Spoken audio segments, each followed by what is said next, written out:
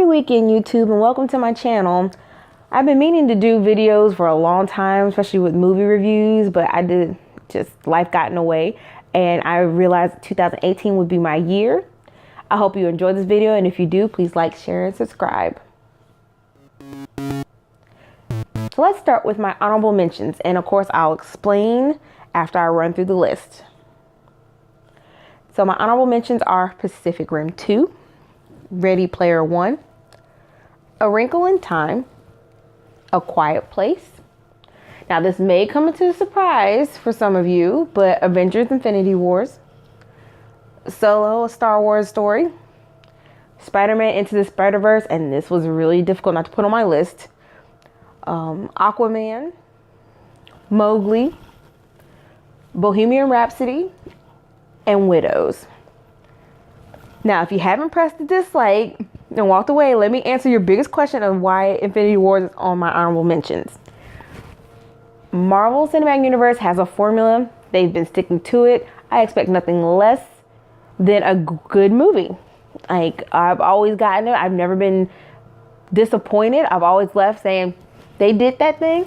It was fun, action-packed. Got to see a couple of my favorite superheroes. And I had a good movie.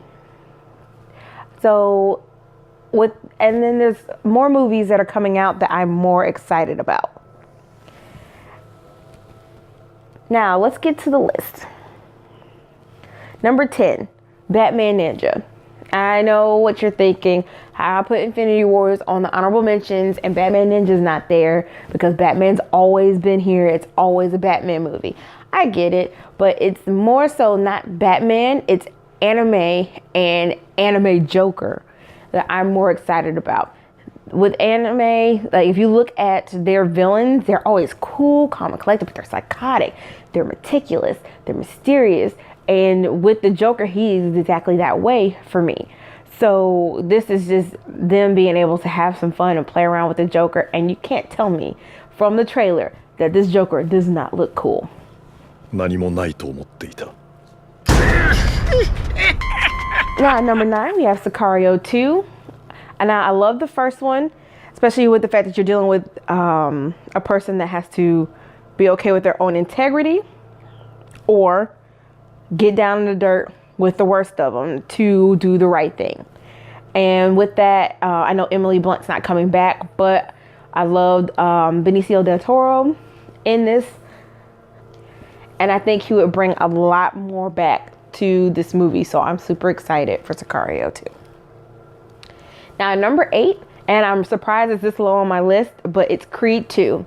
I love Ryan Coogler's direction. I love Michael B. Jordan. So I am excited to see them team up yet again. This seems like the Black Dream Team right now for me when it comes to film. Fruitvale Station, Creed 1, now Black Panther. And then now Creed 2, I am just super excited.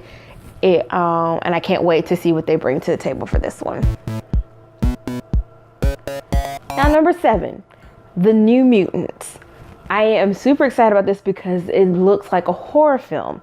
They're taking this risk and bringing a genre to comic book movies of horror. And I absolutely cannot wait for it. This is the one thing I am super happy 21st Century Fox is doing, is taking a risk. They did that with Deadpool and it paid off big.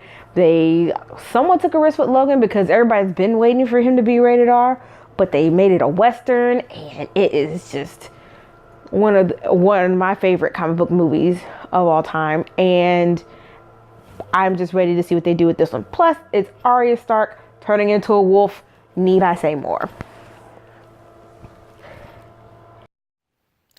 And at number 6, I put A Quiet Place.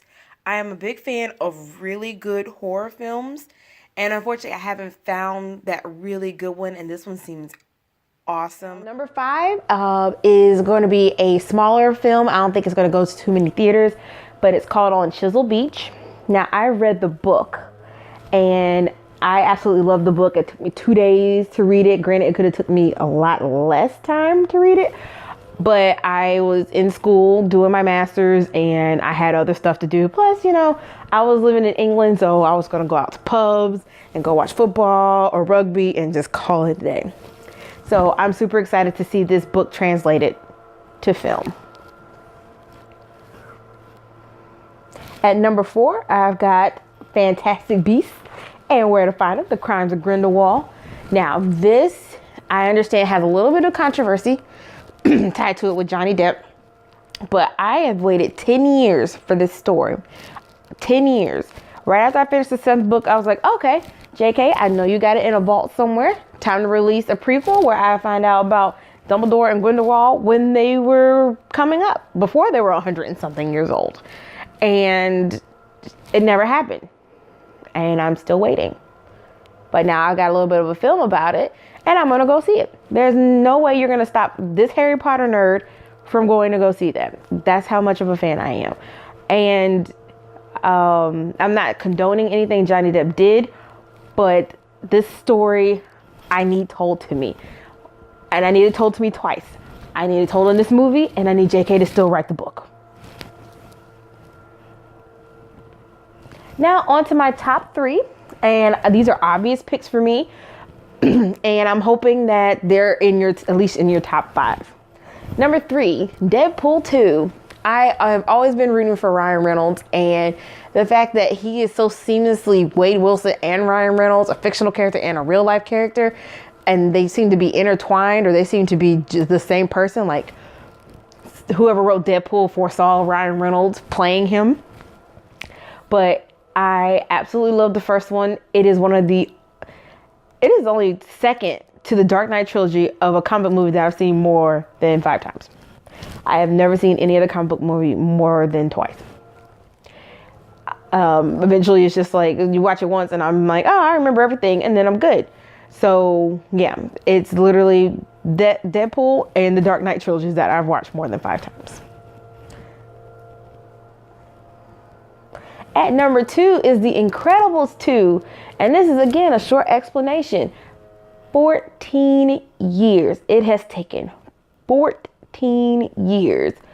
I was in high school. I was 15 when The Incredibles came out. And I enjoyed every minute. Mostly because I watched it. I don't even have nieces and nephews at this point. I'm 15. I should not have nieces and nephews at this point.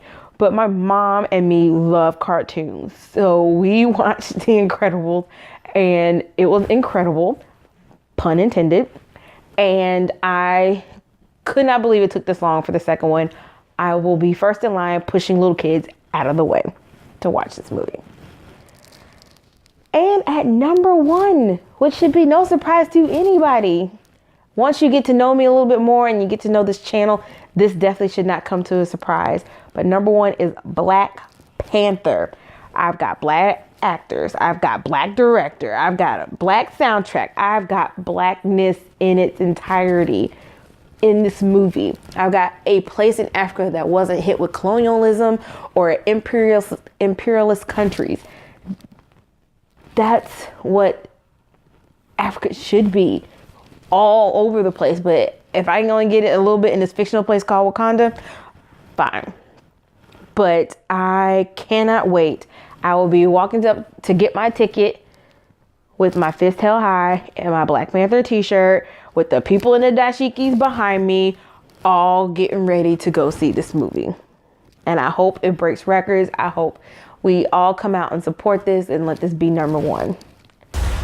The revolution will be live. So I hope you stay to the end, and I can't wait to spend more time with you, getting to know you getting to know me.